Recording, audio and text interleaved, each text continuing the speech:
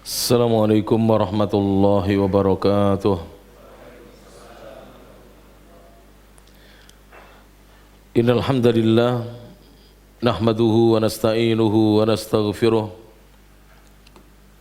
na'udzu billahi min shururi anfusina wa sayyiati a'malina. Man yahdihillahu fala mudhillalah wa man yudlil fala hadiyalah. Asyhadu an la ilaha illallah wahdahu la syarika lah wa asyhadu anna Muhammadan abduhu wa rasuluh. Ya ayyuhalladzina amanu taqullaha haqqa tuqatih wa la tamutunna illa wa antum muslimun. Ya ayyuhan nasu taqu rabbakumul ladzi khalaqakum min nafsin wahidah wa khalaqa minha zawjaha wa batha minhuma rijalan katsiran wa nisaa'a wattaqullaha alladzi tasaaluna bihi wal arham innallaha kana 'alaikum raqiba. Ya ayyuhalladzina amanu taqullaha wa qulu qawlan sadida yuslih lakum a'malakum wa yaghfir lakum dhunubakum wa man yuti'illaha wa rasulahu faqad faza fawzan 'azima. Amma ba'd, fa inna astaqal hadits kitabullah wa khairal huda huda Muhammadin sallallahu alaihi wa ala alihi wasallam wa syarral umuri muhdatsatuha fa inna kulla muhdatsatin bid'ah wa kulla bid'atin dhalalah wa kulla dhalalatin finnar. Jamaah kajian rahimani Allah wa iyyakum. Semoga Allah Subhanahu wa taala senantiasa merahmati kita sekalian. Alhamdulillah, segala puji hanya milik Allah Subhanahu wa taala. Alladzi bi ni'matihi, yang dengan nikmat dan karunia dari Allah Subhanahu wa taala semata tatimmus shalihat, kebaikan-kebaikan menjadi sempurna. Kita bersyukur pada Allah Subhanahu wa taala kita bisa hadir dan duduk di majelis ilmu. Kita bisa hadir di Musalla Al-Ghaffar, Jalan Raya Losari nomor 86, Singosari, Kabupaten Malang. Semoga hadirnya kita di majelis ilmu ini tercatat di sisi Allah Subhanahu wa taala sebagai amal kebajikan bagi kita. Lebih-lebih ini adalah berada di 10 hari yang pertama dari bulan Dzulhijjah, yang mana siapa yang beramal soleh di 10 hari yang pertama di bulan Dzulhijjah ini, amalannya menjadi amalan yang paling dicintai oleh Allah Subhanahu wa taala. Sebagaimana sabda Nabi sallallahu alaihi wasallam, Nabi bersabda, "Mal amalu fi ayyamin." Tidaklah ada satu amalan di dalam hari-hari afdhala minha, yang lebih utama dibandingkannya, fi hadhihi, sebagaimana amalan yang dikerjakan di hari-hari ini, kata Nabi.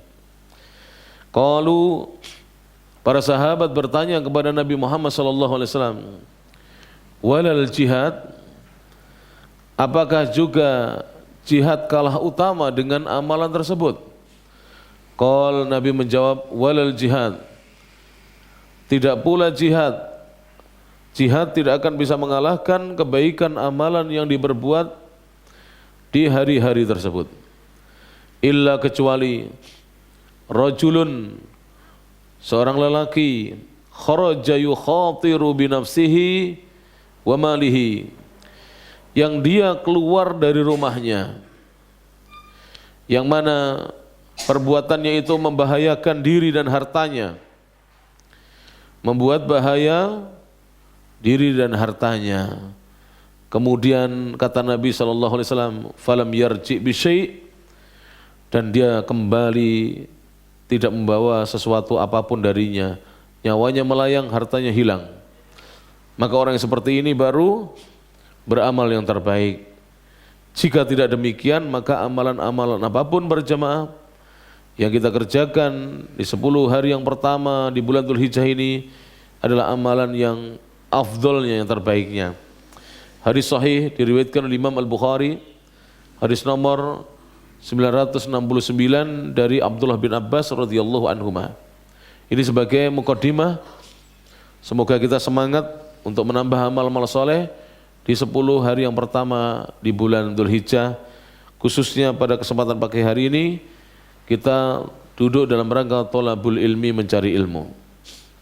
Pembahasan kita, kalau tidak salah dalam pertemuan yang lalu masih pembahasan yang ke-9 belum selesai. Saya ulangi sebentar, nanti kemudian kita lanjutkan.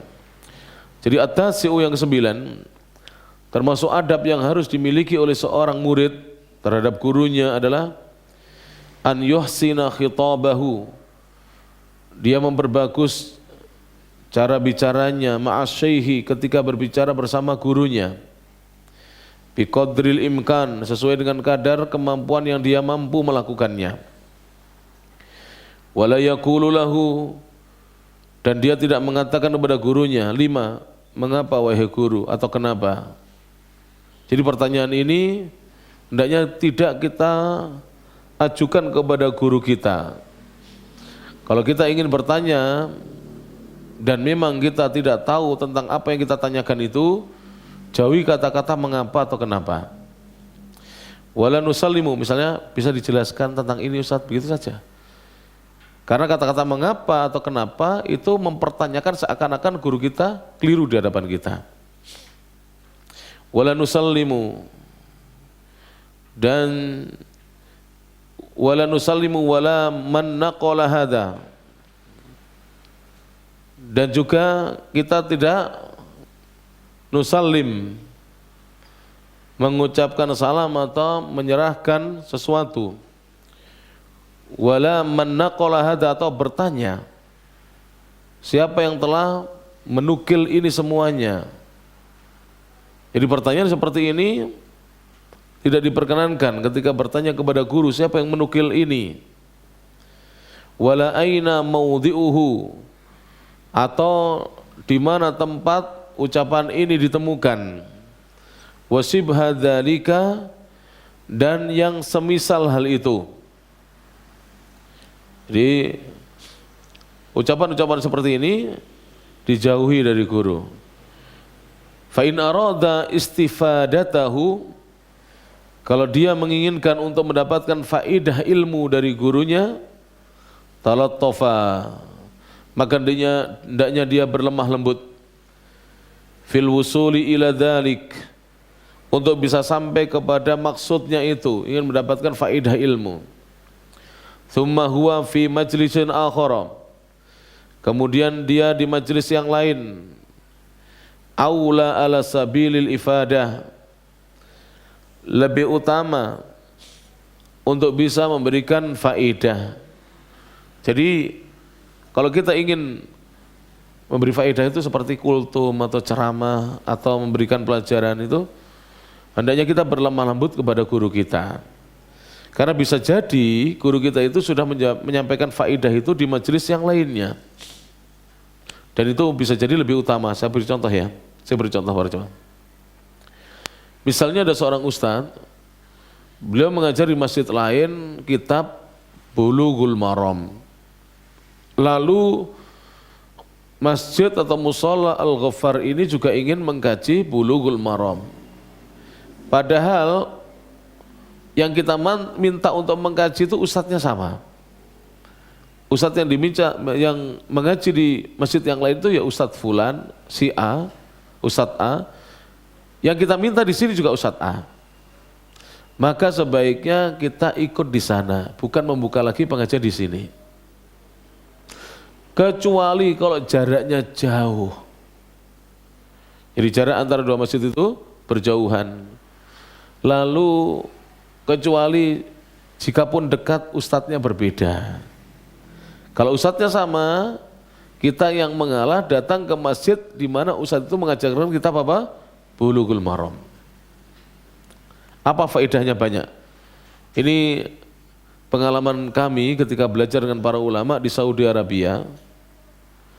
Itu para ulama apabila misalnya di masjid mana begitu ya, katakanlah masjid yang terdekat dengan sini apa?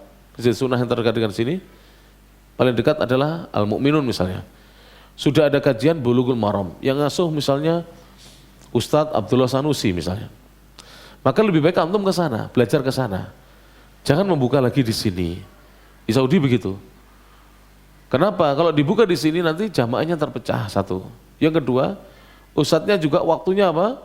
Nanti terpecah, harus ke sana, harus kemari dan seterusnya. Beliau pikirannya bercabang. Kalau di Saudi Arabia itu pengajian-pengajian itu tidak ada yang sepi, rata-rata ramai. Kenapa? Sebab kalau sudah dilaksanakan di sana, masjid yang lain ngikut ke sana, menginduk ke sana. Baru nanti kalau di sini kita adakan kitab yang lain. Ini yang dimaksudkan oleh Al-Imam Ibnu Jama'ah dalam ucapannya beliau. Mari kita lanjutkan. Jadi kemarin sampai di situ. Wa an ba'dis salafi, dikatakan dari sebagian salaf, man qala li syaikhihi, barang siapa mengatakan atau mengucapkan sesuatu kepada syekhnya, kepada gurunya. 5, mengapa wahai syekh atau kenapa wahai syekh? Lam yuflih abadan, maka orang itu tidak akan beruntung selama-lamanya. Jadi sebagian salaf sampai seperti itu. Mungkin bagi kita yang terbiasa bertanya mengapa atau kenapa itu, bagi kita seperti tidak ada apa-apa. Tapi bagi para salaf, ucapan ini sangat mengganggu bagi seorang guru. Menunjukkan ucapan yang kurang beradab, kurang sopan kepada guru. Jadi seperti itu. Tapi kalau antum belum paham, saya beri contoh cara meminta kepada syekh atau bertanya, ya syekh, ya ustadz, apa bisa tadi penjelasannya diulangi begitu. Saya kok belum paham pada inti pembahasan yang ini. Misalkan ya, saya beri contoh.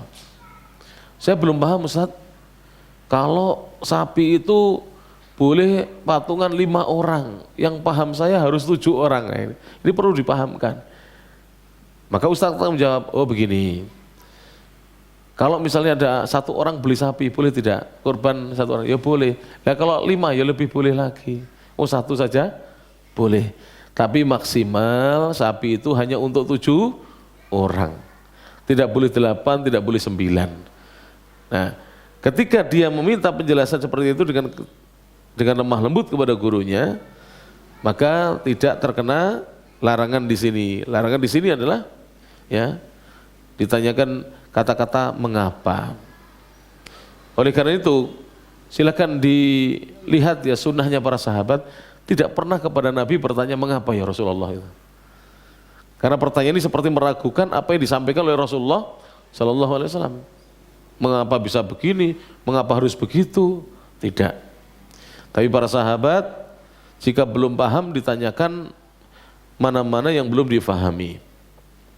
Kemudian beliau mengatakan, Al-Imam Ibnu Jama'ah berkata dalam kitabnya Tadhkiratus Sami'i wal Mutakallim fi adabil alimi wal muta'allim, wa idza dzakara asy-syaikhu syai'an, apabila syekh menjelaskan sesuatu, dzakara itu menjelaskan, menyebutkan atau menjelaskan sesuatu, fala yaqul, maka janganlah seseorang itu mengucapkan atau mengatakan hakadza qulta, apakah seperti ini yang kamu katakan? Nah, apakah seperti ini yang engkau katakan ya syekh? Jangan.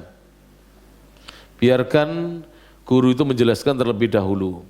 Jadi begini para jamaah ya, kadang-kadang di antara yang hadir ini mungkin sudah ada yang paham pembahasan misalnya ya tentang kurban misalnya. Paham betul. Bahkan sering ikut daurah-daurah, ikut pelajaran-pelajaran tentang fikih berkurban. Lalu datang ustadz masih muda, ya, menyampaikan sesuatu yang mungkin dalam satu masalah berbeda. Ustadz itu mengatakan berkorban itu wajib, dia berpendapat berkorban itu sunnah muakkadah. Maka jangan mengatakan kepada syekhnya, hakadza qulta, apakah seperti ini yang kamu katakan? Jangan. Tapi dia bisa bertanya, Ustadz, saya pernah mendengar bahwa ibadah kurban itu hukumnya sunnah muakkadah. Mungkin bisa dijelaskan, mohon penjelasannya, kan begitu. Jadi tidak usah kita kemudian membantah atau merendahkan seorang guru yang berpendapat berbeda dengan kita. Au khatara li, atau demikian ini yang terlintas padaku, tidak boleh mengatakan begitu. Au sami'tu, atau aku pernah mendengar yang demikian. Au hakadha, atau yang seperti ini, qala fulanun, si fulan pernah mengatakannya. Masya Allah kitab ini para jemaah. Kalau di zaman ini banyak salahnya kita. Kita sering membandingkan antara guru satu dengan guru yang lain di depan guru kita. Tidak boleh. Jadi membanding-bandingkan tidak diperkenankan. Apalagi dalam masalah fikih itu luas sekali pembahasannya. Di dalam masalah fikih sangat luas sekali apa? Pembahasannya. Ada ulama yang berpendapat misalnya tidak boleh membagi-bagikan hewan daging kurban di luar wilayah tempat tinggal sahibul kurban. Kemudian ada ulama yang berpendapat boleh. Terus dipertentangkan. Kebetulan gurunya memilih yang tidak boleh. Dia mempertentangkan dengan ulama yang berpendapat boleh. Seharusnya tidak dipertentangkan tapi meminta penjelasan. Kenapa? Karena bisa jadi ulama yang memperbolehkan itu mempertimbangkan maslahatnya. Misalnya para jamaah, misalkan di sini itu masjid-masjid yang kurban banyak, antum dengar, sana dapat sapi 10, sana 15, sana 20. Kemudian antum mendapatkan di Malang Selatan atau di daerah yang terpencil tidak dapat daging apa? Tidak ada kurban, hewan kurbannya. Maka setelah disembelih, sepertiga yang harusnya dibagi di sini kita bagikan di daerah-daerah terpencil. Ulama yang berpendapat boleh melihat kepada maslahat. Karena apa? Daging kurban itu kan dibagi tiga, sepertiga untuk sahibul kurban, sepertiga untuk kerabat dan juga tetangganya sahibul kurban, sepertiga untuk fakir miskin. Nah, karena tetangga kita di sini sudah bagian sepertiga sudah dapat, ya sudah yang sepertiga untuk fakir miskin dibawa ke daerah yang terpencil, silakan. Bahkan tadi ada yang tanya, banyak yang belum paham. Ya, banyak yang belum paham. Di masyarakat yang dipahami kurban itu hanya sekali seumur hidup seperti akikah. Pernah dengar ini? Pemahaman di sebagian masyarakat. Makanya banyak di kampung-kampung itu para jemaah, itu musola dan masjid itu tidak ada kurban sama sekali. Masyarakatnya juga tidak ada yang menyembelih di rumah mereka masing-masing, tidak di masjid, tidak di musola, tidak di rumah mereka masing-masing. Karena pemahamannya kalau sudah pernah kurban, tidak wajib lagi untuk berkurban. Pemahaman pertama itu. Yang kedua, kurban hanya sunnah saja. Kalau sunnah boleh ditinggalkan. Padahal dia belum mengetahui hadis-hadis Nabi SAW. Saya bacakan sebuah hadis pada jam. Mudah-mudahan nanti ini selingan saja, karena ada hubungannya dengan penjelasan saya tadi. Nabi bersabda, man kana lahu sa'ah, barang siapa yang memiliki keluasan harta, kelebihan harta, walam yudhahi, namun dia tidak mau menyembelih, tidak mau berkorban. Jadi man kana lahu sa'ah, barang siapa yang memiliki kelebihan atau keluasan harta, walam yudhahi, namun tidak mau berkorban, maka Nabi mengatakan fala yaqrabanna musallana, maka jangan sekali-kali dia mendekati musola tempat sholat id kami. Hadis ini kalau dipahami dengan benar, nanti kita semangat berkorban. Sebagian orang ada yang salah paham, oh berarti kalau saya tidak berkorban tidak usah sholat id. Keliru juga itu. Ini peringatan dari Nabi. Nabi marah dengan umatnya yang memiliki kelebihan harta tapi tidak mau berkorban. Beliau marah. Dan kemarahan Nabi tidak seperti orang umum, kalau marah itu teriak-teriak, kemudian berkata-kata kotor. Tidak, Nabi memperingatkan saja. Tidak pantas orang yang tidak berkorban padahal dia mampu sholat id itu tidak pantas. Harusnya yang sholat itu betul-betul orang yang mampu dia berkorban. Kalau tidak mampu tidak mengapa.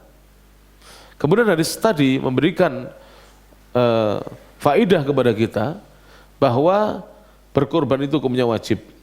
Sampai Nabi mentahdir memperingatkan jangan dekat-dekat musola kami. Karena tidak mungkin Nabi memperingatkan dari perkara yang sunnah. Karena sunnah itu tidak boleh diperingatkan kalau tidak dikerjakan. Maka hukumnya wajib. Oleh karena itu sebagian ulama mengatakan wajib, sebagian ulama mengatakan apa? Sunnah.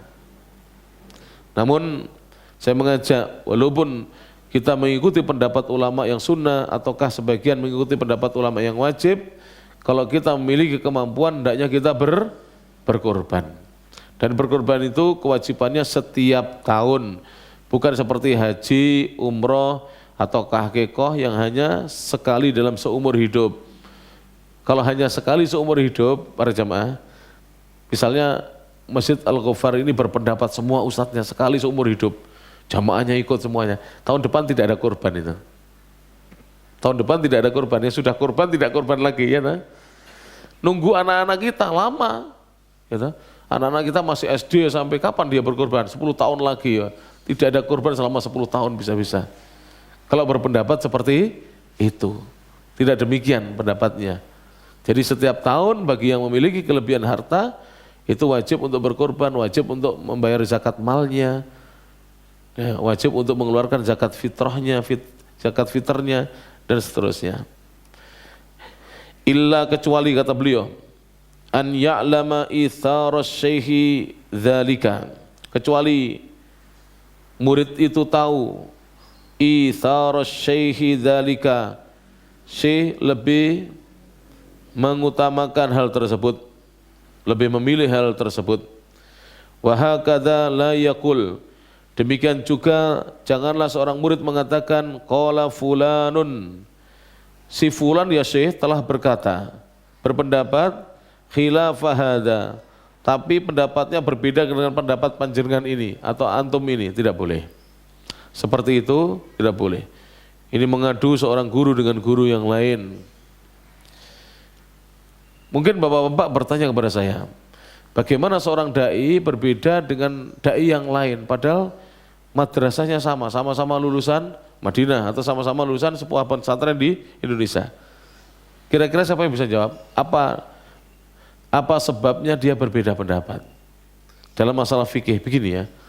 Masalah hukum atau fikih itu terkadang memang bisa berbeda pendapat. Walaupun hadis yang dipakai sebagai acuan dasarnya sama. Contoh tadi hadis tadi. Yang satu memahami apa? Wajib, yang satu memahami sunnah. Kenapa? Ya, kenapa? Yang satu memahami wajib karena tidak boleh dekat-dekat dengan musola yang tidak mau berkorban. Kenapa yang satu memahami sunnah? Kata-kata tidak boleh dekat-dekat ini bukan menunjukkan wajib. Kalau menunjukkan wajib itu begini, ada ancaman. Diancam misalnya dihukum sekian, ya Allah murka, Allah melaknat, tidak sempurna keimanan, itu baru nanti dihukumi wajib. Tapi kalau hanya jangan dekat-dekat musola kami, ini tidak bisa dihukumi wajib. Ini kata sebagian ulama. Jelas ini para jemaah. Hanya saja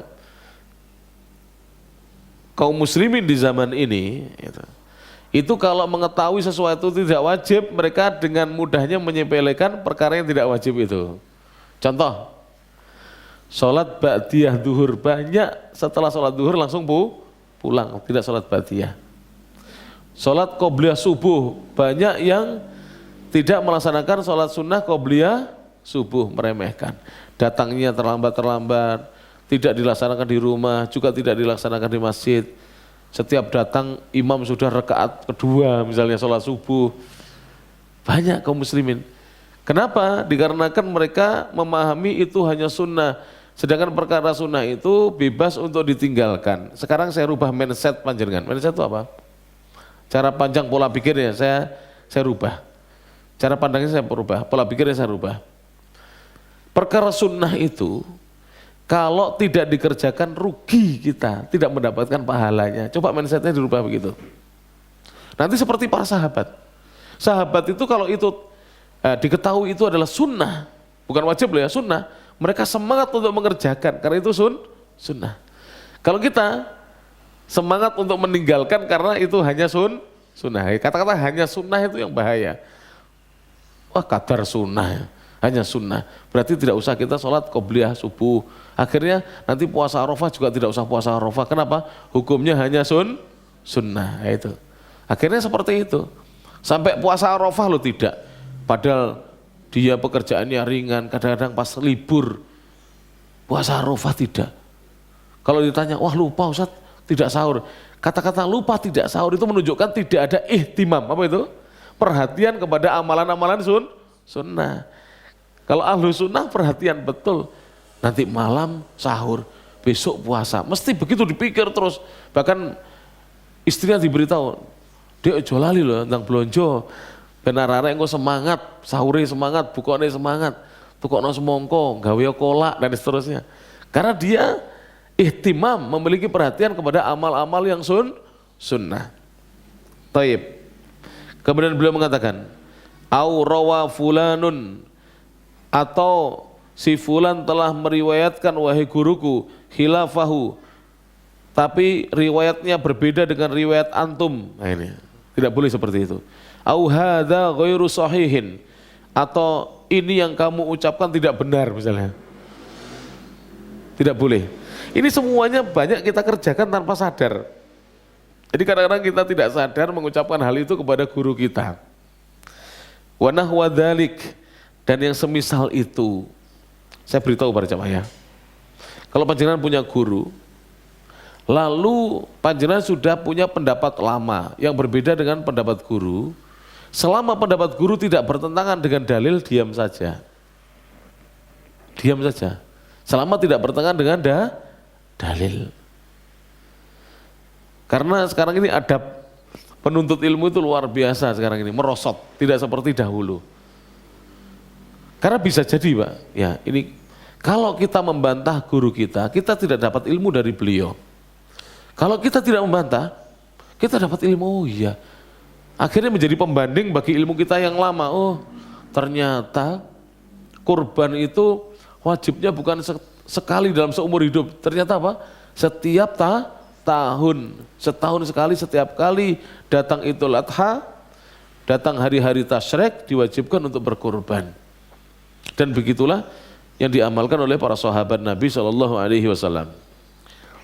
Kemudian Syekh mengatakan, wa idza asarra syaikhu, jika syekh atau guru bersikukuh ala qaulin, memegangi satu pendapat, au dalilin, atau satu dalil, walam yadhhar lahu, dan belum tampak baginya dalil yang lain. Jadi misalnya syekh berpendapat dengan satu dalil, berpendapat dengan satu pendapat ulama, dan dia belum mengetahui dalil yang lain atau pendapat yang lainnya, atau ala khilafi shawabin, pendapat syekh menyelisih yang benar, shawab yang benar, sahwan, namun syekh berpendapat begitu karena lupa, karena guru kita itu lupa, pendapatnya menyelisih kebenaran. Fala yughayyiru wajahahu, maka janganlah murid merubah wajahnya. Maksudnya langsung sehingga dipeliliin. Kadang-kadang begitu, jangan. Au ainaihi, atau merubah matanya. Pertama melihat gurunya dengan penghormatan, kemudian melilik melotot, jangan. Au yushiru ila ghairihi, atau berisyarat kepada teman selainnya. Kadang-kadang gitu, berisyarat misalnya. Kadang-kadang begitu, kita tanpa sadar. Yang jelas kitab ini berat Pak, sebenarnya berat untuk diamalkan gitu. Tapi ya harus kita kaji juga, adab-adab kita kepada guru supaya barokah ilmu kita. Ya, adab-adab kita kepada guru. Dan itu sudah diajarkan secara langsung oleh Malaikat Jibril, bagaimana ketika datang kepada Nabi Muhammad penuh dengan adab. Nabi Muhammad pun ketika belajar dengan Jibril juga penuh dengan apa? Adab. Bahkan Nabi itu pernah diingatkan loh. ketika Jibril datang membawa wahyu, Nabi itu menirukan ucapannya Jibril, padahal Jibril belum menyuruh untuk apa? Menirukan. Maka Allah menegur Nabi Muhammad, la tuharrik lisanaka litajala bih. Jangan kamu Muhammad menggerakkan lisanmu mengikuti bacaan Jibril karena kamu terburu-buru ingin bisa. Jadi sampai mengikuti omongan guru ini tidak boleh. Jadi gurunya ngomong dia ikut apa? Ngomong. Tidak boleh. Nabi Muhammad ditegur oleh Allah Subhanahu wa taala karena Jibril belum tuntas menyampaikan wahyu, Nabi Muhammad sudah menirukannya.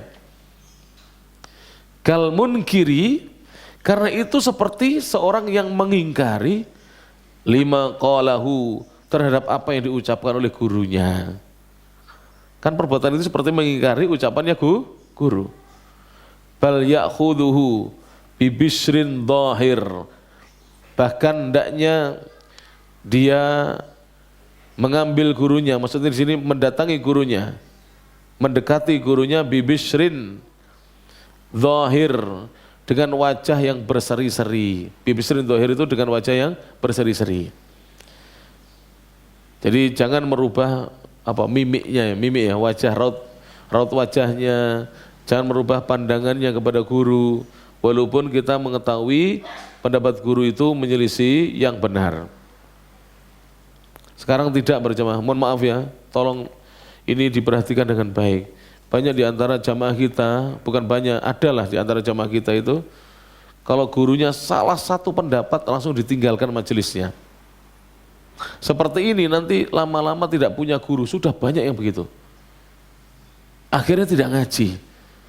Jadi Muhammad Yusron salah, Ustadz Saifullah salah, Ustadz Abdullah Sanusi salah, semuanya Ustadz ada salahnya pokoknya. Akhirnya dia jadi Ustadz sendiri. Gitu. Seharusnya tidak demikian. Seharusnya tidak demikian ya. Jadi seorang yang berilmu di dalam menuntut ilmu tidak demikian. Bahkan ya, sebagian salaf itu kalau mengetahui gurunya salah, dia itu meminta ya kepada guru lain yang di atasnya atau yang selevel untuk menasihati, bukan langsung dia menasihati. Sebagian salaf ada yang begitu, dan ini dilakukan di Saudi Arabia. Jadi di sana itu ya, misalnya ada syekh salah, itu muridnya ini itu mengatakan kepada syekh fulan, tolong syekh, pernah saya mendapati syekh ini salah, tolong dinasihati. Dan ini pilih syekh yang lebih tua, lebih berilmu. Akhirnya nasihat bisa diterima. Kalau kita kan tidak, kita tidak menasehati, justru kita meninggalkan majelisnya. Rugi tidak kita? Rugi. Dari sekian lautan ilmunya guru kita, hanya satu guru kita tergelincir dalam kesalahan, itu pun bisa jadi tidak disengaja. Kita sudah meninggalkan majelisnya. Kemudian beliau mengatakan, wa illam yakuni syekhu musiban, jika syekhnya tidak benar, li ghaflatin karena lalai, au sahwin atau lupa, au kusuri nadharin. Jadi jika syekhnya itu pendapatnya tidak benar disebabkan lalai atau lupa atau kusuri nadharin, pendeknya ya pandangan dia, maksudnya dia ketika meneliti sebuah hadis atau sebuah ayat dia tidak luas penelitiannya. Fitil kal hali, dalam kondisi yang seperti itu, fa innal ismata, maka ketahuilah sesungguhnya al ismah, kemaksuman, fil basyari, pada diri manusia itu hanya dimiliki oleh lil anbiya'i, para nabi saja sallallahu alaihi wasallam.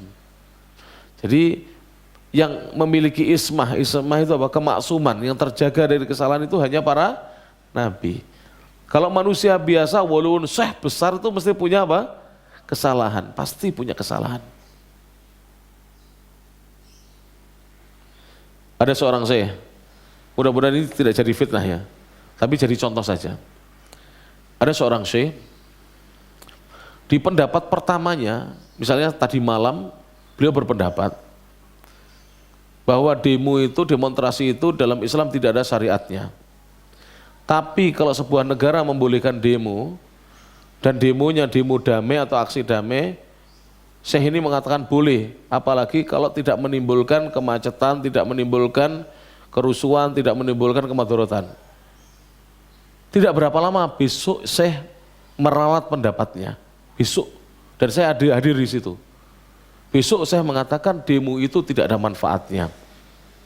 Padahal tadi malam berbeda pendapatnya. Kenapa bisa begitu? Bisa jadi salah satu hadirin itu menyampaikan kepada orang yang lebih berilmu, yang berilmu menasihati syekh tersebut. Jadi caranya seperti itu, para jemaah. Tapi kalau kita meninggalkan majelisnya syekh itu, kita pindah kepada syekh yang lain, kemudian mengadu domba sesama guru, naudzubillah. Justru kita nanti lama-lama tidak punya guru, karena setiap kali kita mendapatkan guru kita salah, kita tinggalkan guru tersebut. Saya punya guru, Pak. Saya ceritai antum ya. Beliau itu kalau membaca pas gini, ghairil maghdubi alaihim waladdallin. Beliau itu harus begini, harus maghdu gitu. Begitu. Pokoknya pas membaca itu ghainnya itu terlalu ditekan. Seakan-akan itu adalah qalqalah. Padahal itu bukan qalqalah, tidak ada qalqalah ghain itu. Qalqalah itu hurufnya 5, qatabu, jadin, qaf, ta, ba, jim, dal.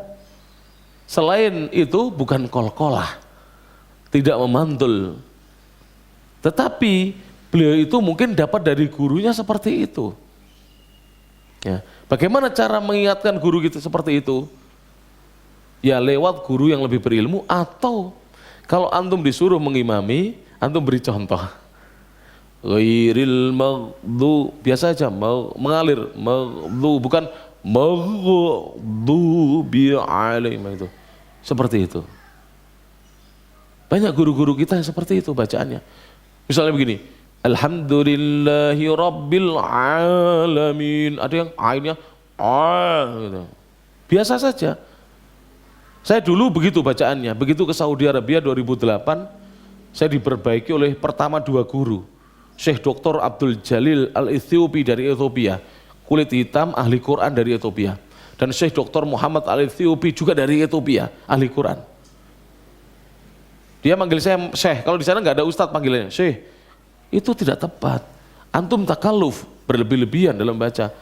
Memang orang Indonesia seperti ini, Syekh, tolong diperbaiki. Sekarang kita bacanya biasa. Alhamdulillahi rabbil alamin, biasa aja, ain biasa aja, bukan alamin hamzah tapi alamin, tapi gak usah alhamdulillahi rabbil alamin sampai begitu. Kalau orang Jawa di tempat saya di Kediri malah alhamdulillahi rabbil alamin, ngalamin. Nah seperti itu guru-guru kita sendiri. Saya punya guru lagi, kalau mengucapkan ini keliru beliau, ihdinas siratal mustaqim, harusnya kan sin. Tapi beliau enggak, ihdinas siratal mustaqim, mustaqim. Itu memang sulit di situ itu. Karena setelah shad ke sin itu agak berat. Setelah ada shad kan ihdinas shad, ihdinas siratal mustaqim. Mesti nanti bingung antara ke shin besar atau ta. Larinya seperti itu.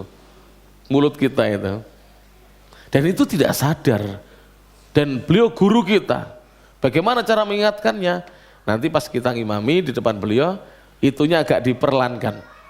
Misalnya, ihdinas siratal mustaqim, mustaqim. Kita pelankan. Saya salah, sin itu yang betul, bukan mustaqim. Ada lagi, itu saya makmum di belakangnya beliau. Hafalannya banyak, imam tetap sebuah masjid. Suaranya juga bagus. Tapi ketika baca ini keliru, mungkin hafalannya sudah lama tidak dimurojaah, dianggap itu juz 30, juz paling mudah. Wa hussila ma fis sudur. Harusnya wa hussat wa hussilama, bukan wa hussilama, bukan ta. Tapi tidak sadar itu. Dan itu salahnya parah. Karena dari shad menuju ta ya beda maknanya nanti. Nah, caranya lemah lembut, tidak langsung ditinggal. Wah, guru ngene iki kleru kabeh. Padahal kesalahannya satu, bilangnya mau kleru kabeh loh. Itu kan kita mendolimi guru kita. Dan sudah ada Pak, bapak-bapak dan ibu-ibu, sebagian jamaah kita, terutama yang senior, ini penyakitnya senior. Kalau ada guru lebih muda daripada dia dikritisi, nanti setelah itu tidak hadir di pengajiannya. Akhirnya tidak hadir di pengajiannya guru ini. Karena dapat salahnya, tidak hadir pengajian. Akhirnya sekarang tidak ngaji. Kenapa? Sudah senior. Sudah senior. Ilmunya sudah apa? Senior. Tidak demikian. Kalau di Saudi Arabia, Masya Allah ya, yang duduk di majelis seperti ini, itu walaupun syekhnya masih muda itu banyak ahli ilmunya. Jadi syekh-syekh yang lain itu duduk bahkan lebih tua. Kami mendapati seperti itu. Di majelisnya, Syekh ya, Profesor Dr. Abdul Razak Ibnu Abdul Muhsin Al-Abbad Al-Badr Hafizahullah Ta'ala sering datang ke Indonesia sama Ustadz Firanda. Itu banyak ulama-ulama sepuh, yaitu diantaranya Syekh Abdul Aziz bin Abdullah bin Abdurrahman Ar-Rajihi.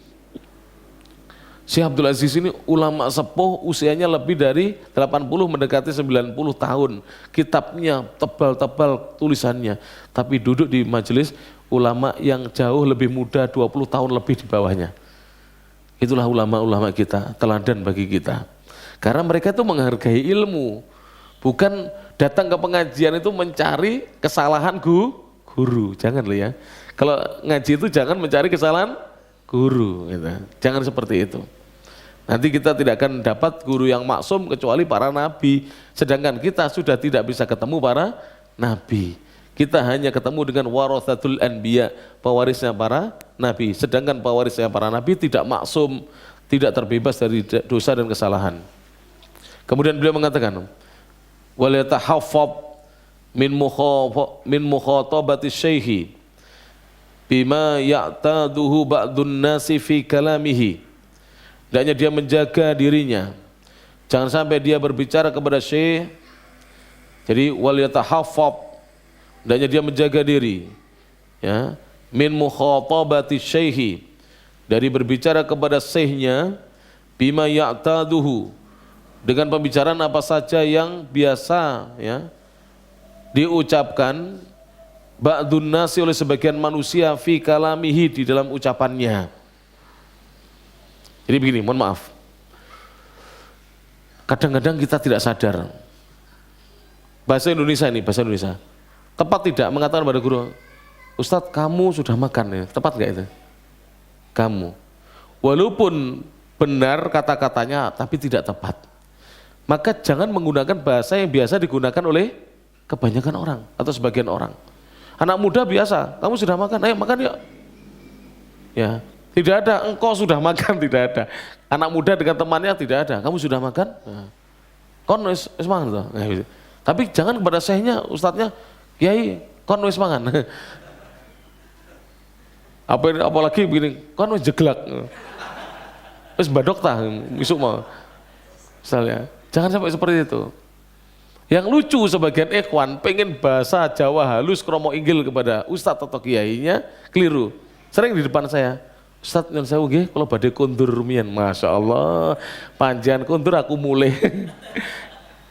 Jadi kebalik, kalau badhe wangsul rumiyin, mantuk rumiyin itu bagus. Jadi jangan kita mengunggulkan diri kita. Panjenengan mboten kondur Ustadz, lah itu bagus. Ya. Walaupun Ustadznya masih muda. Ada yang kadang-kadang, Ustadz, niki kalau dari rumiyin nggih. Jangan, niki kalau makme nggih. Jadi bahasa itu harus ditata. Tidak boleh kita berbicara dengan guru dengan bahasa yang biasa diucapkan oleh manusia. Nah. Wala yaliku khitabuhu bihi, yang tidak layak berbicara dengan guru bihi dengannya. Mithlu, seperti ucapan ya. Isbika, ini tidak boleh. Ada apa denganmu? Isbika itu madzabika. Kalau kita dalam bahasa keseharian ini, saya beri contoh ya, yang maknanya semakna dengan ini, awakmu nyambut toh, gitu. Dengan guru tidak boleh begitu. Mau gue ngajar orang ngantuk nyambut gitu. Tidak boleh gitu. Dengan guru tidak boleh. Isbika, tidak boleh. Wa fahimta, kamu sudah paham, dengan guru tidak boleh begitu. Wa sami'ta, apa kamu mendengar? Wa tadri, kamu tahu saya. Wa ya insan, manusia, tidak boleh mengatakan pada saya, manusia, tidak boleh. Tidak boleh. Wa nahwi dzalika, atau yang semisal itu. Contoh ya, mudah-mudahan kita tidak ada yang begitu, Pak. Allah Maha tahu loh, dan Allah menilai setiap ucapan kita, setiap perbuatan kita. Kadang-kadang misalnya jamaah sudah datang ini, ustadznya terlambat. Wonge wis teko. Jangan wonge. Itu sama dengan mengatakan ya insan, menungso. Bareng itu. Wonge wis teko. Wonge wis teko, itu. Nang wudu. Jangan begitu. Ustadz sudah datang lah gitu. Kiai sudah datang, Syekh sudah datang. Karena kalau kita hanya bermujamalah, berbasa-basi di depan guru, tapi di luar kita merendahkan, Allah Maha tahu apa tidak? Maha tahu. Termasuk dengan orang tua, bapak-bapak ya. Jangan merendahkan orang tua. Walaupun orang tua tidak mengerti agama, orang tua sekolahnya tidak tinggi, orang tua tidak sekaya kita, jangan merendahkan orang tua. Jangan sampai kita bicara dengan saudara, membicarakan orang tua, kita rendahkan orang tua. Jangan. Allah Maha tahu. Karena siapa yang merendahkan hamba Allah akan merendahkan dirinya. Siapa yang bertawadhu Allah akan angkat derajatnya. Maka jangan sombong. Karena kita akan direndahkan oleh Allah Subhanahu wa taala. Wa kadzalika, demikian pula. La yahki lahu. Hendaknya murid tidak menceritakan kepadanya ma khutiba bihi ghairuhu.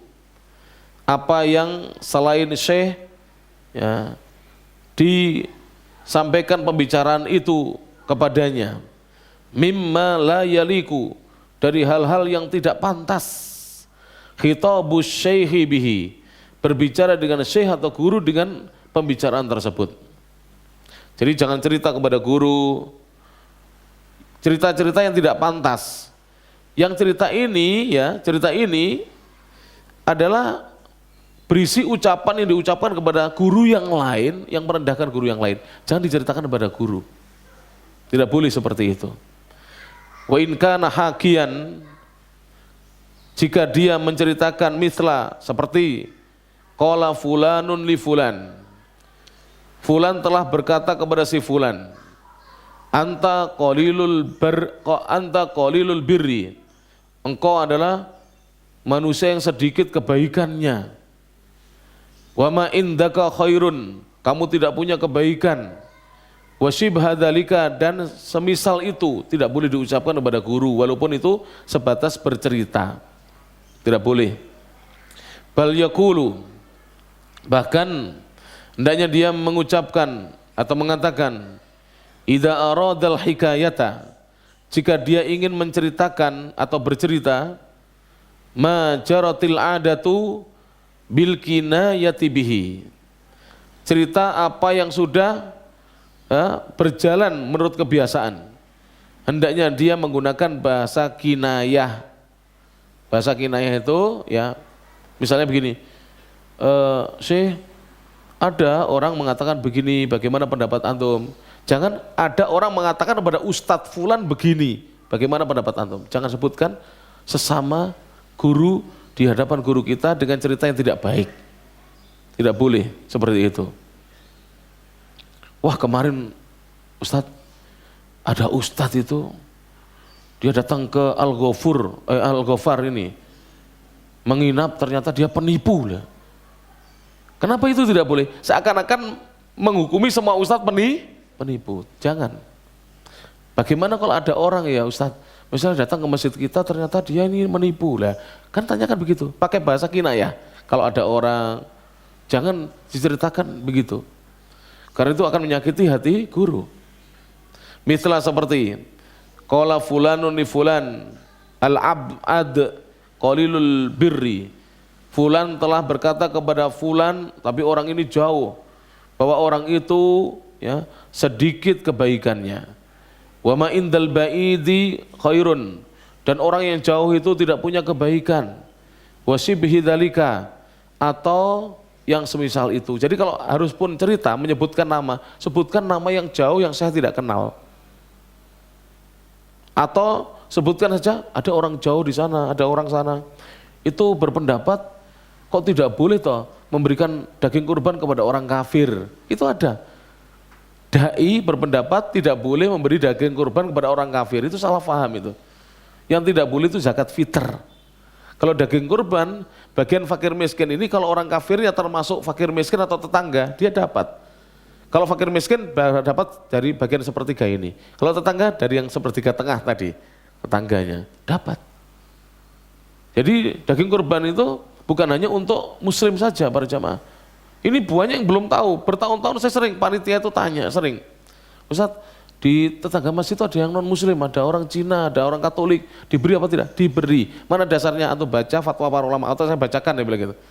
Boleh memberikan daging kurban kepada non muslim. Yang tidak boleh itu zakat fitr, memang ada aturannya seperti itu, zakat fitrah. Kalau zakat mal sebagian boleh untuk non muslim, untuk menarik hati mereka. Kemudian wa yatahaffadhu min mufajaati syaihi bi surati raddin alaihi, dan hendaknya dia menjaga dirinya dari membuat kaget guru dengan bentuk bantahan kepada guru. Jadi jangan sampai guru kaget dibantah oleh muridnya. Jadi kadang-kadang beberapa murid itu tidak punya adab di dalam berbeda pandangan dengan gurunya, apalagi kalau sudah dia juga sama-sama terkenal, itu kadang-kadang menyebut itu guru saya aja tidak mau. Kalau panjenengan baca sejarahnya para ulama ya, para ulama itu mesti menyebutkan, saya pernah meriwayatkan hadis dari si fulan.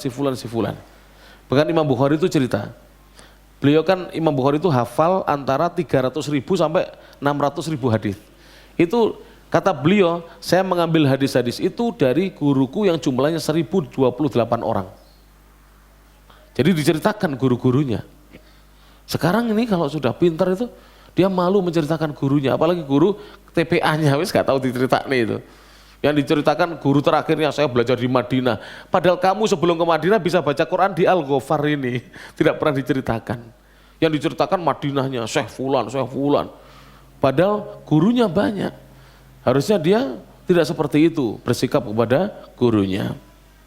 Fa innahu yaqa'u, karena sungguhnya itu terjadi mimman, dari orang-orang yang la yuhsinul adaba, yang tidak bagus di dalam beradab bersopan santun.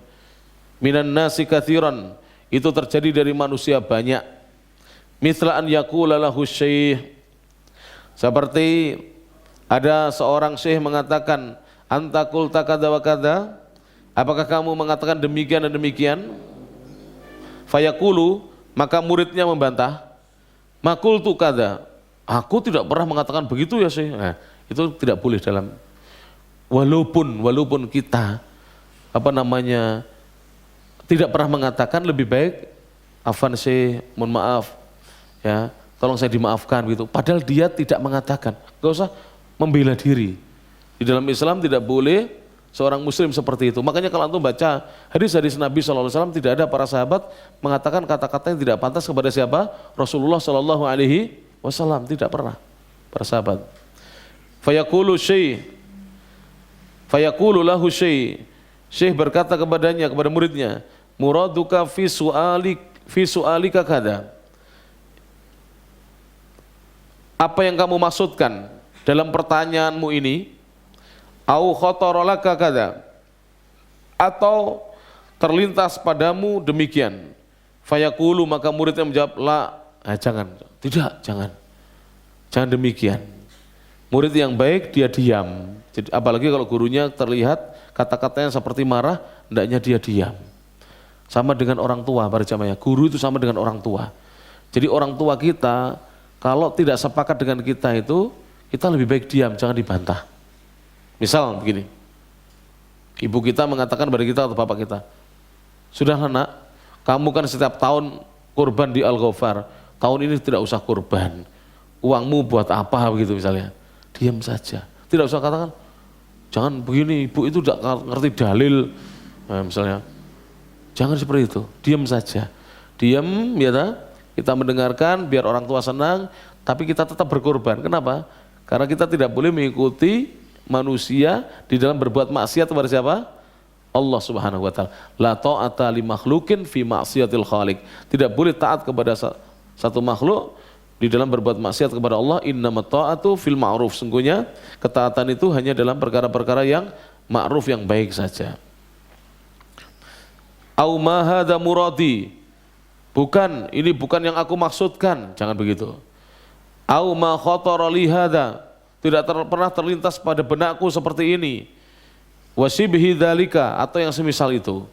Bal tariquhu, bahkan caranya dia murid, an yatalatafa, hendaknya dia berlemah lembut, ya, bil mukasarati ala radd ani raddi, dengan dia menjauhi bantahan ala syekh, atas gurunya.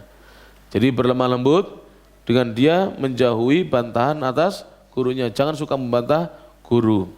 Demikian juga tidak boleh kita suka membantah orang tua. Walaupun orang tua kita salah, diam saja dulu. Nanti kalau sudah di luar waktu itu kita jelaskan pelan-pelan, ya. Betul para jemaah. Saya dulu juga begitu. Ibu saya itu putranya seorang kiai. Ya kiai dulu ya. Memang belum kenal sunnah. Kenal sunnahnya sedikit. Dan kakek saya itu terkenal. Ibu saya, pertama saya berjenggot ini, subhanallah, hampir tiap ketemu saya, mbok cukuran toleh jenggotmu kayak wong tuwek. Itu sejak saya mulai berjenggot tahun 2000 kurang atau tahun 2000-an, berarti saya usia 25 tahun waktu itu. Itu setiap ketemu disuruh apa? Cukur jenggot. Saya diam saja, enggak saya bantah. Saya diajari guru-guru untuk diam, sudah. Tapi setiap ibu menyuruh apa, saya berupaya untuk melaksanakan. Ibu ngajak saya ke pasar untuk menemani, saya gandeng ke pasar. Alhamdulillah, ya. Ya mohon maaf ya, kalau kiai-kiai dulu rata-rata istrinya dan anak perempuannya itu tidak berjilbab. Kalaupun berjilbab disampir netok nih. Presa mboten? Disampirkan saja gini. Paham tidak zaman dulu? Termasuk ibu saya. Terus tiba-tiba waktu itu saya pulang dari mondok dari Ustadz Dzulkarnain mungkin, sekitar itu, tahun 2002, itu langsung ibu mbok terno ning pasar. Nggih bu, saya terkan. Saya tidak tahu waktu itu apa yang beliau inginkan. Terno ning ngene toko jilbab. Akhirnya beli jilbab sendiri. Sampai sekarang jilbabnya besar. Kalau panjenengan tidak tahu, ibu saya dari belakang kayak bocah nom. Jilbabnya gede itu, ombor-ombor. Bahkan sering pakai hitam seperti istri saya. Padahal dulu saya suruh cukur jenggot, terus diprotes pokoknya, celono, cowingkrang misalnya, pokoknya dikomentari terus semuanya. Jangan dibantah. Jangan dibantah itu. Apalagi itu ibu kita, ustadz kita, sabar terus. Kadang-kadang panjenengan yakin kalau ketemu guru-gurunya TPQ, banyak guru TPQ kita ini jenggotnya dicukur, ya, celahnya isbal dan seterusnya. Nanti panjenengan dikomentari tentang istri, tentang anak-anaknya dan seterusnya. Diam saja. Jangan dibantah. Ini nasihat dari Ibnu Jamaah. Benar, tapi kalau dilaksanakan nyata gitu, nyata. Perubahan pada orang-orang yang kita cintai itu nyata. Tapi kalau kita membantah, ustadz kita yang lama itu, kiai kita yang lama, tidak berubah itu. Manhajnya seperti itu terus, bantah-bantahan terus mbek muridnya. Tidak ada habisnya. Tapi kalau kita berlemah lembut, Masya Allah, lama-lama berubah guru-guru kita menuju yang lebih baik. Nah, sekarang tidak, mohon maaf ya, jangan tersinggung. Saya dapat dari sebagian grup, dia ini hijrah dari manalah, nggak usah disebut. Ada yang hijrah dari sana, dari sini. Di grup itu pekerjaannya menggibah tokoh-tokoh dari grupnya dia yang lama. Tidak boleh seperti itu. Bukan akhlaknya seorang muslim. Kalau ingin memperbaiki, datangi baik-baik, sampaikan baik-baik. Bukan digibahi terus. Dosa loh menggibah, dosa berjamaah. Tidak boleh kita seperti itu. Kiai saya itu sudah saya beritahu berkali-kali tetap seperti itu. Jangan digibahi di grup. Ustadz saya demikian, jangan digibahi grup, jangan. Ini kalau berdasarkan apa yang disampaikan oleh Ibnu Jamaah, kita ini banyak kelirunya ini. Termasuk saya kadang-kadang ya, kita banyak kelirunya. Wa kadzalika, demikian juga.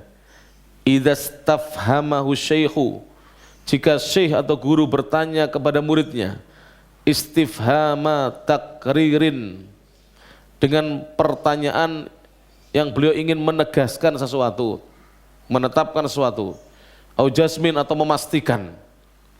Kaqaulihi, seperti syekh berkata kepada muridnya, alam takul kada, bukankah kamu yang mengatakan ini?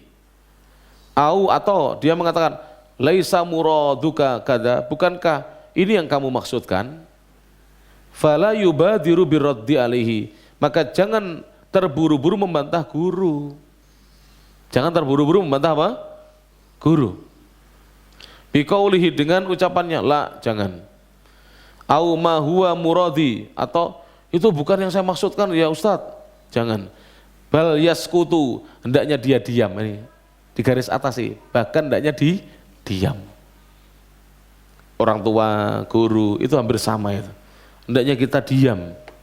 Ini ajaran Islam ini para jamaah yang rahmati Allah Subhanahu wa taala. Ya. Ketika Ibrahim menasihati bapaknya tidak mau terima. Ibrahim mencak-mencak atau tidak? Tidak. Bahkan menasihati tetap memanggil dengan panggilan yang terhormat. Ya abati. Silakan tanya ikhwan-ikhwan para ustadz yang ngerti bahasa Arab. Abah itu di atasnya abun. Abun bapak, abi bapakku. Abati ayahku yang kucintai. Jadi panggilan begitu. Wahai ayahku yang kucintai. Jadi kalau panjenengan manggil abah itu lebih halus daripada abi. Di atasnya lagi. Jadi abah, ya, abah atau abati, kemudian abi atau apa, terus kemudian setelah itu mungkin kalau di Indonesia ya ayah, bapak, paling rendah itu papa, paling rendah itu. Iya, karena papa meniru orang Eropa, kalau bapak, ibu, bapak, ayah masih Indonesia. Yang paling bagus abah. Jadi panggilan abah ini paling halusnya. Makanya di dunia pesantren, panjenengan silakan pergi ke pesantren manapun. Yang penting tetap Ahlus Sunnah lah ya. Pesantren Muhammadiyah, NU, pesantren Al-Irsyad Al-Islamiyah, Nahdlatul Wathon, itu rata-rata kalau manggil itu mesti abah. Panggil sampai sekarang ini abah. Saya kalau di kalangan Nahdiyin itu manggil saya abah mesti. Abah wonten saya gitu. Masya Allah. Mereka menghormati walaupun yang manggil saya itu lebih muda daripada saya. Jadi Ibrahim mengatakan ya abadi, wahai ayahku yang kucintai. Nah, seperti itu. Padahal itu Ibrahim sedang mengingatkan siapa? Ayahandanya. Ayahandanya jelas-jelas berbuat kesyirikan kepada Allah Subhanahu wa taala. Atau kalau tidak diam, yuwarri an dzalika bikalamin latifin. Dia ya yuwarri an dzalika, bertauriah dari perkara itu dengan ucapan yang lembut. Yafhamu syaikhu, yang syekh ya, bertauriah itu apa? Mengucapkan kata-kata yang bersayap. Tahu bersayap? Seperti Ibrahim ketika ditanya oleh seorang raja yang mau mengambil istrinya itu, apakah ini istrimu? Bukan, ini saudariku. Itu kan namanya kata-kata bersayap, betul nggak? Istri kan juga saudari kita seagama lah, seperti itu. Jadi tidak membantah langsung. Yafhamu syaikhu, yang mana syekh paham qasdahu minhu, maksud dari ucapan tersebut, tidak perlu harus terang-terangan mengucapkan kepada guru. Fa illam yakun buddun min tahriri qasdihi wa qawlihi, walaupun fa illam yakun buddun min tahriri qasdihi wa qawlihi, walaupun tidak ada ucapan yang semisal itu, budun yang semisal itu, min tahriri qasdihi, ketika dia ingin ya memperbaiki niatannya, wa qawlihi, dan ucapannya, falyakul, hendaknya dia mengucapkan fa anal ana aqulu kada, adapun aku sekarang aku berpendapat dengan pendapat ini, au a'udzu ila qasdi kada, atau aku kembali kepada niatanku ini, wa yu'idu kalamahu wa la yakul, dan dia mengulangi ucapannya dan tidak mengucapkan alladzi qultuhu, inilah yang aku katakan, au alladzi qasadtuhu, inilah yang aku maksudkan. Kenapa? Litadammunihi ar-radda alaihi, karena ucapan itu ya mengandung bantahan kepada syekh. Jadi kalau kita sudah mengucapkan sekali ucapan jangan diulang-ulang, karena itu sama dengan membantah gurunya. Wa kadzalika, demikian pula, yan bagi an yaqula, hendaknya murid itu selayaknya, seyogianya untuk mengucapkan fi maudhi'in, ya, dalam satu kesempatan, kata-kata lam wala usallim, kata-kata lam wala usallim. Jadi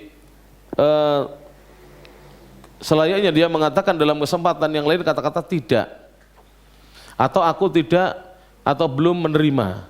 Fa in qila lana kadza, jika dikatakan kepada kita seperti ini, au atau fa in mana'na dzalika, atau jika kami dihalangi dari hal yang seperti itu, au atau fa in su'ilna an kadza, atau jika kami ditanya tentang itu, au atau fa in aurada kadza, atau jika dia menyampaikan yang seperti itu, wasibah dzalika, dan yang semisal itu, liyakuna mustafhiman lil jawab, untuk dia bertanya tentang jawabannya, sa'ilan lahu, meminta kepada gurunya, bihusni adabin, dengan adab yang baik. Jadi misalnya begini, kita mau tanya kepada guru kita, ya, Ustadz, saya mau tanya, saya pernah ditanya di jamaah saya itu, apakah benar kalau seorang misalnya sholat terlambat, dia tidak boleh mengajak jamaah lain untuk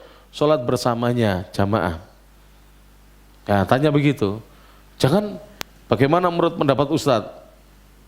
Kok saya pernah dengar Ustadz itu tidak memperbolehkan jamaah yang kedua di masjid. Ini tidak benar seperti itu, pertanyaan seperti itu tidak benar. Yang betul, saya pernah ditanya misalnya oleh seseorang, kalau betul-betul ditanya, sampaikan, ya, bahwa orang yang selesai sholat berjamaah, dia terlambat, dia boleh untuk mengajak orang lain untuk berjamaah. Ada yang tahu, kalau kita terlambat sudah salam, itu yang terbaik sholat sendirian atau berjamaah dengan temannya? Ditafsil, dirinci. Perincian pertama, Umar bin Khattab dulu kalau terlambat sholat sudah salam, beliau pulang, sholat di rumahnya beliau. Perbuatan Umar ini pernah ditanya oleh sahabat yang lain, kenapa kamu pulang? Ya Umar, aku ingin mendidik diriku supaya tidak terlambat di kemudian hari. Jadi beliau ini tidak mau jamaah dengan temannya, tapi pulang untuk mendidik. Yang kedua, karena Umar juga punya dalil. Jadi Umar punya apa? Dasar. Kemudian yang kedua, kalau di masjid, ya, ada orang yang sama-sama terlambat, pendapatnya Syekh Ali Hasan, muridnya Syekh Albani, dia ajak temannya sama-sama terlambat itu untuk sholat apa? Berjamaah bersama dia. Ada pendapat yang ketiga, tidak menjadikan makmum yang terlambat sebagai imam. Jadi kita plok-plok. Yang betul bagaimana? Dia tunggu, kalau tidak ada orang ya, sampai selesai salam, makmum-makmum itu diajak salah satu untuk menjadi temannya, entah jadi imamnya atau makmumnya. Paham maksudnya? Karena nepok orang yang masih sholat itu sebenarnya tidak ada itu sebenarnya. Itu pendapat yang paling lemahnya. Tapi boleh dilakukan kalau untuk mendidik saja. Misalnya santri supaya tidak gampang terlambat sholat. Tapi secara dalil tidak ada menepuk itu. Yang ada imam pulang seperti Umar atau mencari teman untuk menemani berjamaah. Mencari teman itu nunggu yang terlambat lagi datang, atau dia menunggu yang sudah selesai sholat itu diajak, ngonconi aku, ikut sholat bersama saya. Nanti sebagai sodakoh, sebagai sholat sunnah bagi dia. Itu seperti perbuatan siapa? Mu'ad bin Jabal sholat kedua, padahal sudah sholat bersama Nabi. Dia sholat kedua karena dia ini orang yang paling bagus bacaannya di kaumnya, maka dia sholat lagi isya yang kedua. Boleh seperti itu. Ya, seperti itu. Kalau guru kita berpendapat dengan satu pendapat, jangan langsung dibantah. Mungkin kita belum tahu ilmunya. Ya renek, setelah diwes, ternyata pendapatnya Umar itu yang dipakai guru kita. Kita belum tahu, kita sudah langsung apa? Menyalahkan guru. Padahal dia memakai pendapatnya siapa? Sahabat Umar. Umar siapa itu? Khulafa Rasyidin. Sunnahnya disuruh mengikuti. Sama dengan begini. Dulu ada ikhwan kita baru ngaji mengatakan, Ustaz, di zaman Nabi itu kan adzan Jumat hanya satu kali. Iya. Di zaman Abu Bakar hanya satu kali. Iya. Di zaman Umar hanya satu kali. Berarti adzan Jumat 2 kali bid'ah, bukan? Saya bilang gitu. Loh kok bukan bid'ah Ustaz? Kan di zaman Nabi tidak ada. Iya. Betul tidak ada. Di zaman Abu Bakar tidak ada. Iya. Di zaman Umar tidak ada. Tapi di zaman Utsman ada, saya bilang gitu. Dan Utsman itu khulafa ar-rasyidin, dan Nabi mengatakan alaikum bisunnati wa sunnatil khulafa'ir rasyidin al-mahdiyyin min ba'di. Jadi mengikuti sunnah khulafa itu bukan bid'ah. Jadi boleh misalnya kalau ini dibuat Jumatan, adzan Jumat sekali boleh, adzan Jumat juga kali juga sunnah. Tapi adzan Jumat 2 kali tidak sebagaimana di masjid-masjid yang ada. Jaraknya hanya 5 menit, hanya sholat 2 rakaat, itu kurang tepat. Kalau mau adzan Jumat 2 kali, lakukan seperti di Saudi, 1 jam jaraknya, minimal setengah jam jaraknya. Jadi adzan dulu, adzan Jumat yang pertama itu nanti suaranya yang kenceng. Kalau dulu zaman Utsman itu adzannya di pasar, supaya orang-orang pulang persiapan sholat Jumat. Baru kemudian adzan yang kedua, itu adzannya tidak terlalu kencang, volumenya dikurangi. Kalau muadzinnya 2 bagus, 1 muadzin untuk adzan pertama, 1 muadzin untuk adzan kedua, termasuk juga adzan subuh itu.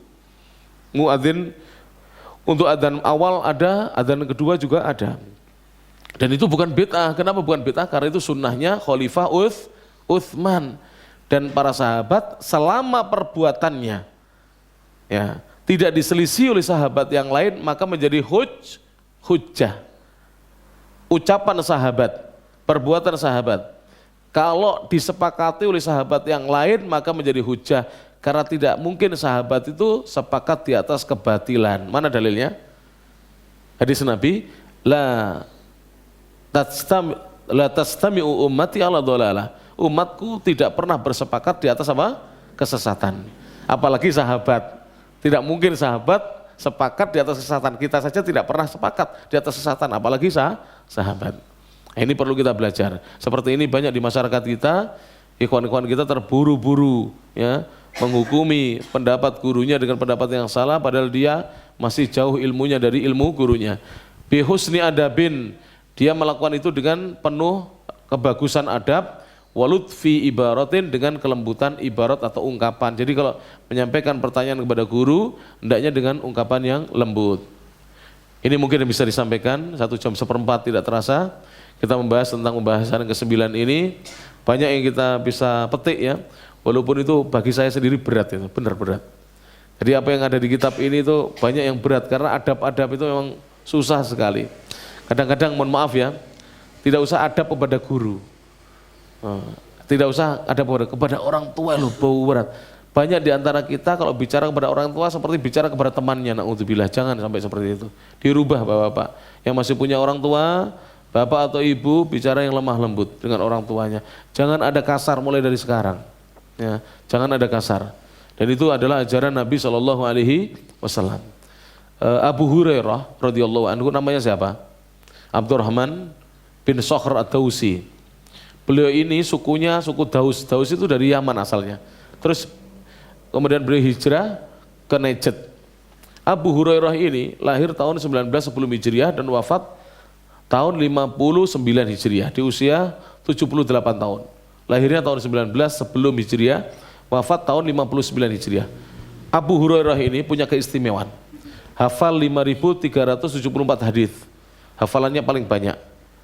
Jadi 5.000 memiliki hadis sebanyak, meriwayatkan hadis sebanyak 5.374 hadis. Di bawah itu Abdullah bin Umar hanya 2.630. Di bawah itu adalah Anas bin Malik 2.286. Di bawah itu Aisyah 2.210. Di bawah itu Ibnu Abbas 1.160. Di bawah itu Jabir bin Abdillah 1.570. Di bawah itu ada Abu Sa'id Al-Khudri 1170. Tapi Abu Hurairah itu di antara akhlak yang perlu kita tiru adalah lembutnya beliau kepada ibunya. Ibunya waktu itu masih kafirah musyrikah. Ya. Dan tidak suka sebenarnya Abu Hurairah ini masuk Islam. Tidak suka. Tapi beliau ini saking lembutnya, ibunya tidak bisa benci dengan anaknya. Suatu hari Abu Hurairah datang kepada Rasulullah SAW, "Ya Rasulullah, doakan ibuku agar ibuku masuk Islam." Setelah didoakan oleh Nabi SAW, suatu hari Abu Hurairah pulang ke rumah, ketuk-ketuk pintu, intinya tidak segera dibukakan. Lalu setelah agak lama ketuk pintu tidak dibukakan, Abu Hurairah menunggu lama, ibunya mengatakan tunggu. Lalu setelah itu Abu Hurairah dibukakan pintunya, "Aku tadi masih mandi," intinya begitu. Di depan Abu Hurairah ibunya mengatakan, "Asyhadu an la ilaha illallah wa asyhadu anna Muhammadar Rasulullah." Abu Hurairah menangis sejadi-jadinya. Ibunya masuk Islam. Dengan apa? Kebaikan apa? Akhlaknya beliau. Sekarang ini kadang-kadang ibunda kita itu mengeluhkan akhlak kita yang buruk. Saya kadang-kadang dapat cerita dari ibu-ibu. Ibu-ibu ada, ibu-ibu. Oh, ibu-ibu umum manggil saya, Ustadz bisa mampir ke rumah saya? Bisa. Saya mampir ke rumahnya beliau. Ngapunten nggih Ustadz, kula mboten nyinggung panjenengan niki jamaah panjenengan. Bener. Ceritanya begitu. Jamaah panjenengan niku putra kula, anak kula. Saya tahu memang putranya ibu ini. Kalih mantune, kalih mantu kula, kalih bojone niku wantun kalih kula dos pundi Ustadz. Kula nyuwun nasihate panjenengan. Padahal dia ini orang umum. Anaknya jamaah saya dan jamaahnya Ustadz yang lain, istrinya juga jamaah saya, berani dengan orang tuanya, berani dengan mertuanya. Akhirnya setelah itu saya ngaji, setiap ada si fulan itu datang ke situ, saya singgung apa? Birrul walidain. Padahal pengajian saya itu kadang-kadang bahas Bulughul Maram, bahas Umdatul Ahkam, tapi birrul walidain selipkan di situ. Alhamdulillah sekarang ibunya sudah nggak mengeluhkan lagi. Jadi ternyata banyak di antara kita yang masih sikapnya tidak bagus pada ibunya. Jadi ilmu yang banyak kalau tidak diamalkan ya tidak ada manfaatnya para jemaah. Ilmu yang banyak itu harus diamalkan agar menjadi ilmu yang bermanfaat bagi kita. Bapak-bapak, ini bulan Dzulhijjah, mari dirubah akhlaknya. Yang kasar dengan istrinya sudah tidak ada lagi kasar-kasaran ya. Yang kasar dengan putra-putrinya sekarang lembut. Panjenengan kalau keluar rumah pamit dengan istri, pamit dengan anak-anak. Kalau ada mertua, pamit dengan mertua, pamit dengan orang tua. Dirubah akhlaknya. Subhanallah. Itu nanti kalau kita kerjakan, nanti lambat laun orang-orang yang dulunya membenci kita dari keluarga kita menjadi pendukung-pendukung kita. Alhamdulillah. Seperti itu. Mudah-mudahan para jemaah ini bisa disampaikan, apa yang disampaikan bermanfaat. Kurang lebihnya mohon maaf. Ini yang bisa disampaikan. Jazakumullah khairan atas segala perhatiannya. Bapak dan Ibu sekalian, tetap semangat ya. Harusnya hari-hari seperti ini ibadahnya ditingkatkan. Sedekahnya ditingkatkan. Kemudian sholat malamnya ya, siapa yang tadi malam belum sholat, nanti malam diusahakan sholat malam ya. Kemudian kalau bisa puasa sunnah, utamakan nanti tanggal 9 Dzulhijjah. Ini masih ada besok Senin ya, Selasa, Rabu. 3 hari ini puasa boleh. Jadi puasa itu sejak tanggal 1 sebenarnya.